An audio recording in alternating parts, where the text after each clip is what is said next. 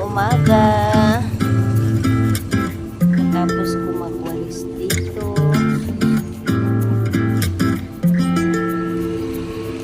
Ayan, malinis na, nakapagwalis na ako. At yung mga alaga namin ay pinatawag ng mister ko. At nandito naman ako ngayon sa aking alaga.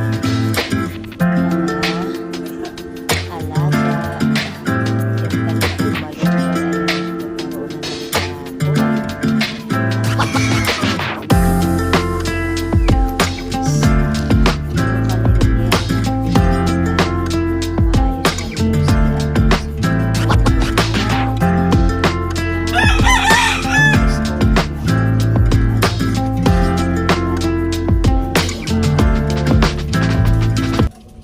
ilipat dito sa harapan ng bahay at hindi sila maulanan.